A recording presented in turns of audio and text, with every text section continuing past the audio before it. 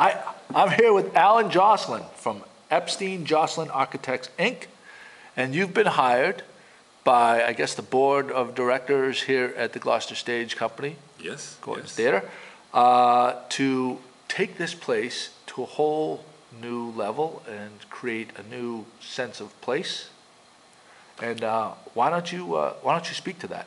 Well, first of all, you perceived the goal absolutely perfectly. We're thrilled to be here. We're thrilled because we know that the quality of work that has been produced here at Gloucester has been extraordinary. And it's about 30 years in the making that's been developed. And what is exciting about this period in history is that while Gloucester has always been a magnet for artists, from visual and performance, now the audiences have grown dramatically, and the hunger for culture in this region has grown. And I believe that this place is becoming a real destination for communities not only local but beyond the borders of Gloucester. So the opportunity here is to transform this setting to a level of quality that matches that of what's been put on this stage. This building is an old warehouse, and it has only been, a fraction of it has been used to date. And there's tremendous amount of square footage available under us, to the left and right of us, and now is the opportunity to imagine all that can be done with this rather large area. The focus will certainly be about the quality of the theater space.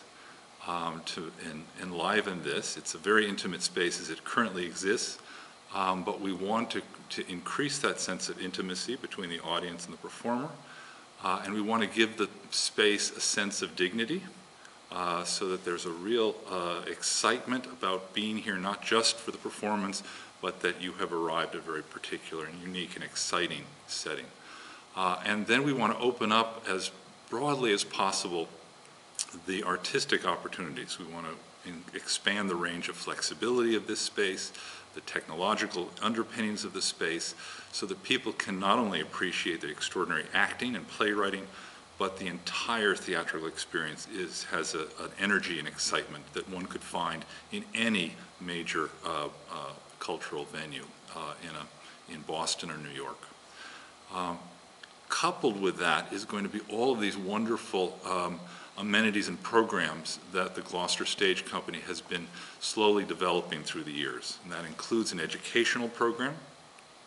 So it's young spaces for young people to really be brought into a very active and engaging environment for learning of theater and how that fits in their lives.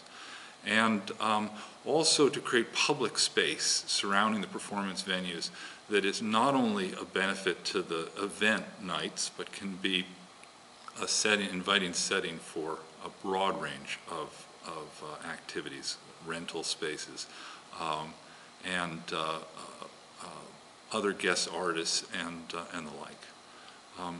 So that's really a thrill to be able to have this much capacity to start to dream.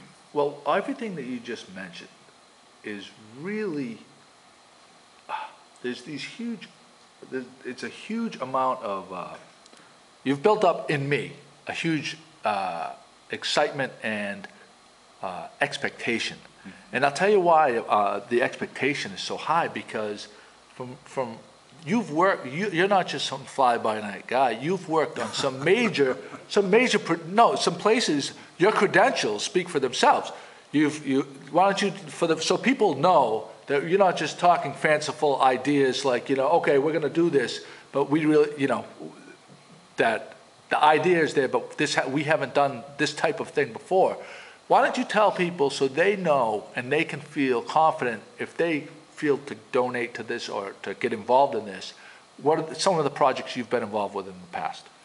Well, from very young I've been involved in theater, but as a professional I started as a scenic designer, and from that as an architect into designing both music and theater buildings.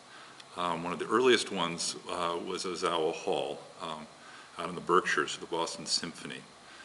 as well as for the Williamstown Theater Festival out not a stone's throw from from Tanglewood.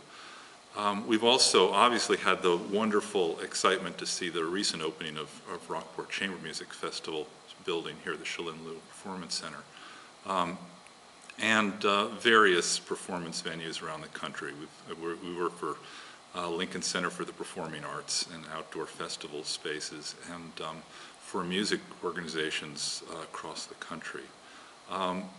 It's a passion we have for performing arts. We think it's a vital ingredient. We think it's where architecture can be a real service to enhancing the experience of live performance. And the goal for us in any of these is to make a performance space that's not a cookie cutter, but something that's very attuned to the nature of the audience, to the nature of the environment in which it's taking place, so that the experience you have is distinctly different from putting a DVD in your player at home and enjoying it on the sofa in the living room. And so we're excited about this setting because it has the water on one edge, it's part of a village on the other, and it's got this sense of a heritage in this building as a warehouse for the waterfront. We'd love all of those ingredients to come into play here.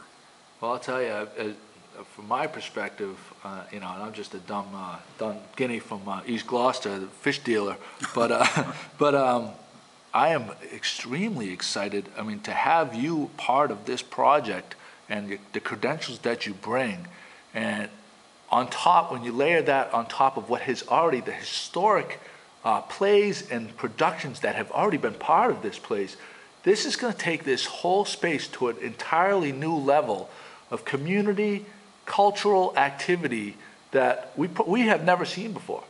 I mean, so it's rather extraordinary, and it will also do something exciting for the local region, is in that it will expand the seasons. So Gloucester folks are going to be able to enjoy serious activity year-round rather than just having to wait for the summers. Fantastic. Is there anything else you want to add, Alan? Just our enthusiasm, excitement. There was a description about the design process. We are starting the kickoff open design session for the public, where we're going to be trying to draw from the community ideas that we can start integrating and synthesizing. We hope that will yield a very strong design direction image by the end of the summer. If that stimulates strong support financially in the community, we have the opportunity of using the next year to do the design drawings and construction documents, so that by the end of the summer of 2012 or the fall of 2012, we'd love to see construction starting. And what's nice about the way in which this can evolve is that we can probably limit the construction activities to the period between seasons, so that the stage company can continue to function through all of this. And we hope the summer of 2013, if all goes well, people will be able to come through the doors and experience all of those dreams that they've identified. Fantastic. So again, June 2nd, the Open Design Workshop. Is it located here at the theater? Okay, so what time is that at? Do you know? It'll 10:30 to 4. There you go. 10:30 to 4. So I hope people will come in, particularly people with a real passion for the place and who know the history of the place, and also are hungry for new things to take place. And we'd love to hear all about that. All right. Well, thank you so much, Alan. Thanks very much.